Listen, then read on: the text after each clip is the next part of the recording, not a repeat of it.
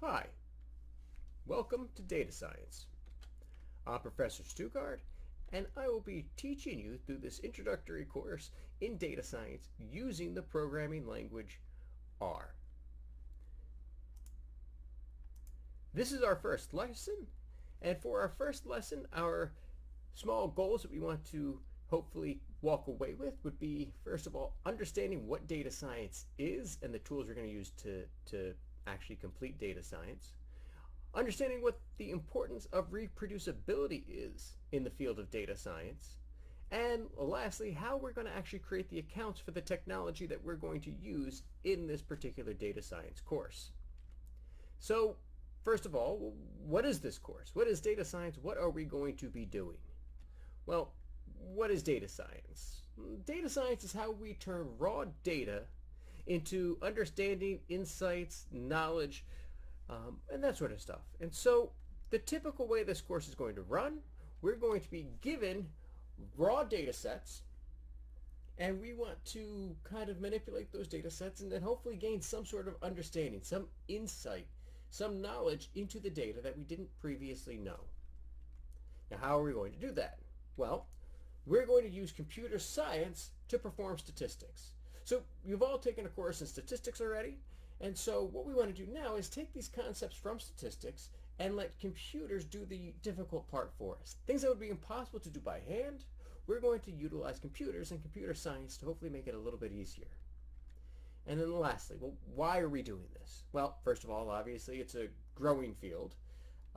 It's incredibly popular. It's become very trendy, although it's actually existed for quite a while. But the idea is that data scientists, once we do that first part and we turn our raw data into our understanding, our insights, and our knowledge, what we're really trying to do is make suggestions that can be implemented to hopefully make things better in some sort of fashion. And we need to be able to communicate that efficiently.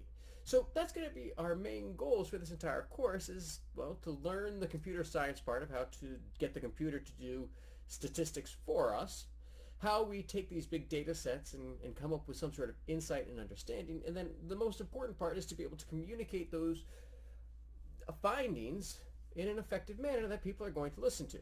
You could be the smartest person in the world, but if no one's listening to you, it doesn't really matter. And so we're going to work a lot in this course about creating professional looking reports that we're going to be able to submit to our employers or bosses to again, hopefully make it very well known that we know what we're doing, that we're intelligent, we know data science, and we've come up with some really good conclusions here. Now, the programming aspect, the computer science part. Well, for this course, we're going to be using the programming language R, which we're then going to use the interface RStudio. And that's going to allow us to import and analyze and collect our data.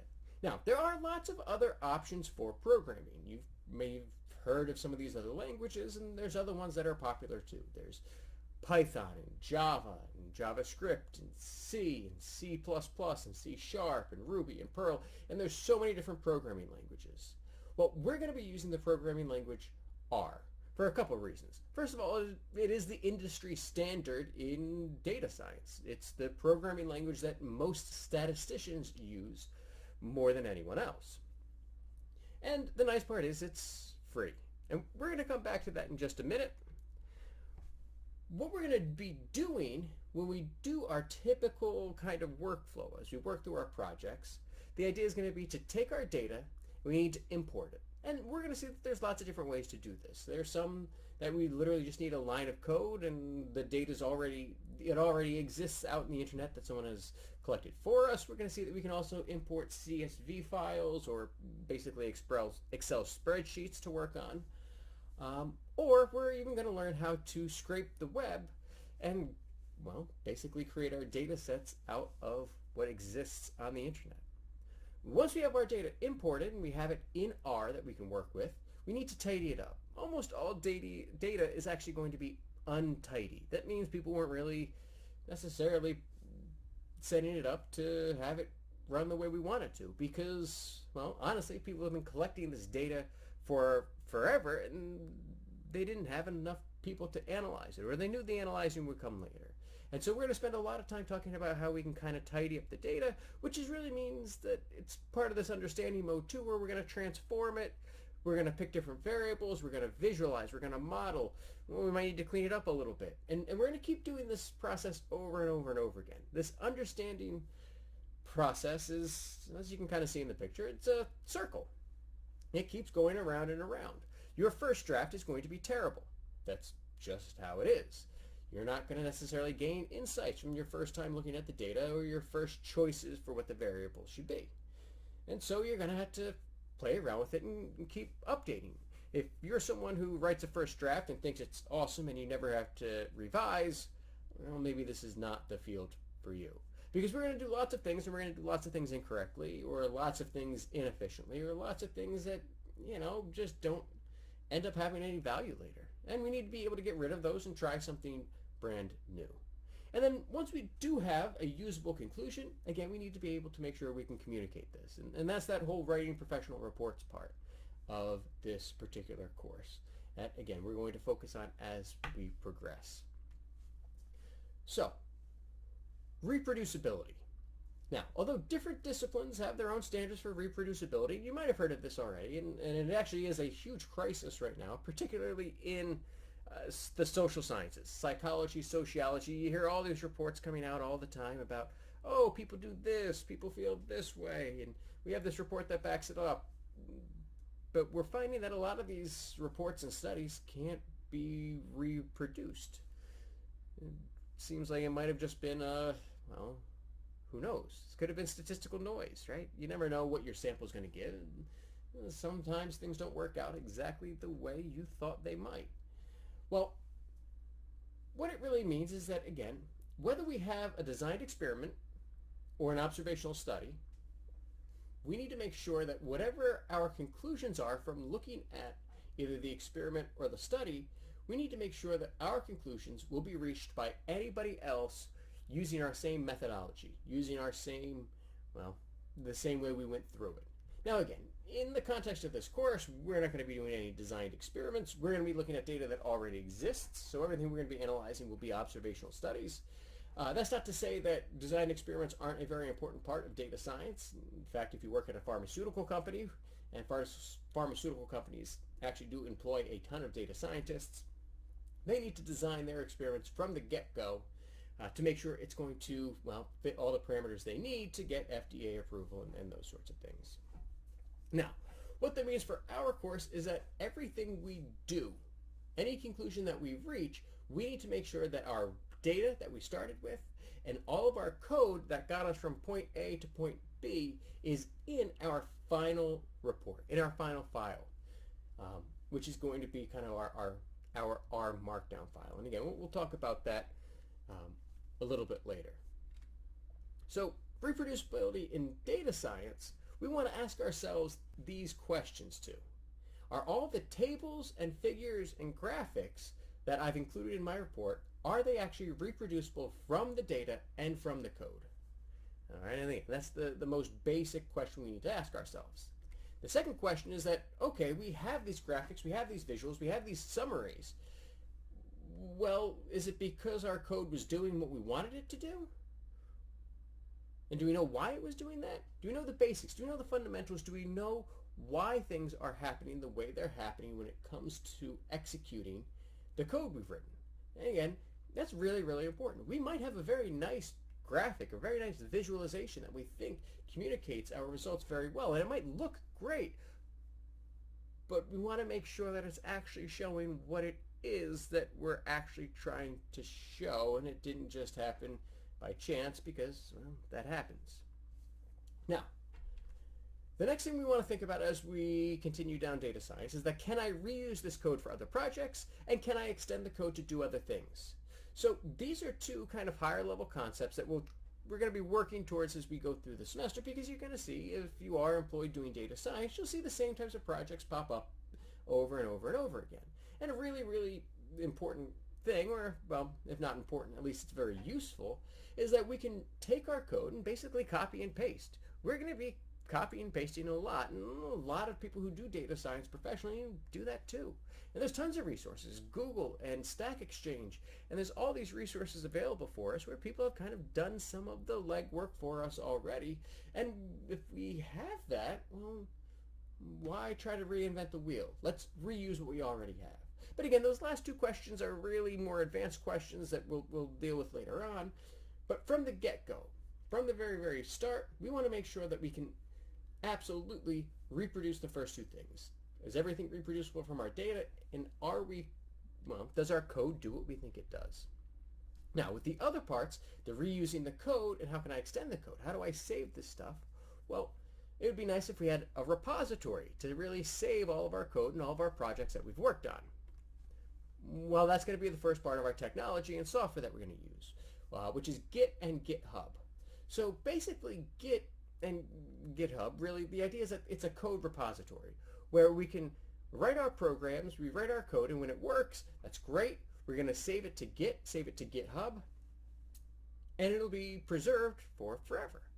And then, again, a lot of times we want to build on our code. It does, part A right, but now I want to do part B or part C, or I want to add on to it. Well, we can go to GitHub, pull our code, work on it, and if it works, great. We re-upload it as version 2, version 2.0. And if it doesn't, well, we can get rid of it. And luckily, we've saved version 1. And other people can go back and look at version 1 versus version 2 versus version 3. And it's very collaborative, too. We can have a lot of different people working on the same project or working on different parts and all bring it together. And that's what we use Git and GitHub for. Now, we're not going to be doing a lot with Git and GitHub in the beginning. Again, this is something we're not going to get into until, much later on in the semester. But the main idea is to realize that Git is really our version control system. It's how we basically control which version we're looking at, making sure things are saved and pushed and all this other good stuff. And GitHub is basically the Dropbox. It's cloud storage for our programs. And GitHub is incredibly popular, and GitHub is actually going to be where we start in this course. Your first thing is going to be to create a GitHub account, and then from GitHub, then that will let us do R, and will also let us access some data sets from other websites further on down the road. Now, for the programming aspect, what we're going to be spending the majority of our time with is with the programming language R. Now, R is a programming language, and you can type programming languages everywhere.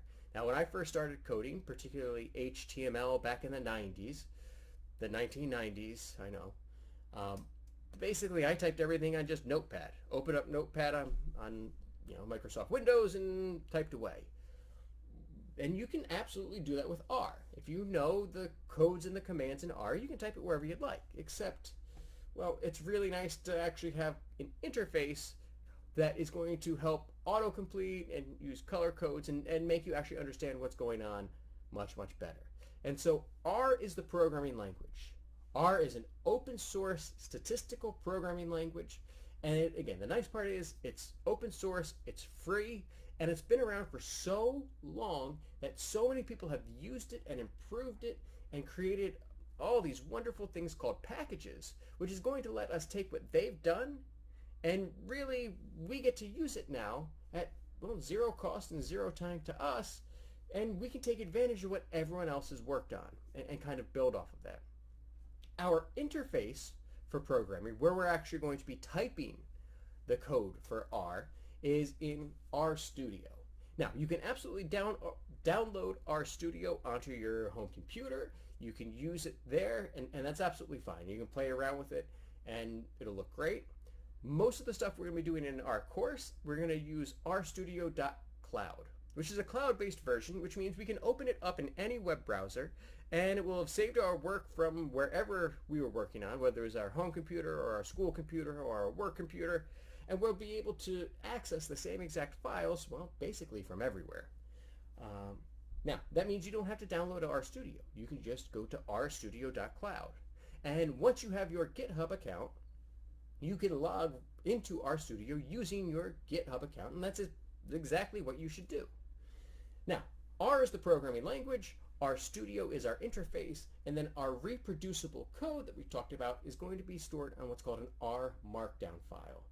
All right, that's basically where we're going to store all of our code that can be run and executed basically at the same time to create our fancy looking reports. So again, that's kind of the distinction there. Now, like I said, GitHub is the first thing we want to do.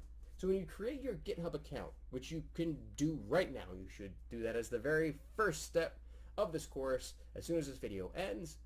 When you create your username, first of all, try to incorporate your actual name. You know, N. Stugard, Professor Stugard, something like that. If you have other professional accounts like Twitter or Slack, you can absolutely reuse your username, right? Create that kind of consistent online identity for people to know you by. Make sure that when you're picking your username that you're comfortable revealing it to me as your professor, because I'm going to see it, and to your future bosses, so make sure it is professional. The shorter is better than longer. We don't really need ones that are stretching out over many, many characters. Again, why use many words when few words do better, right?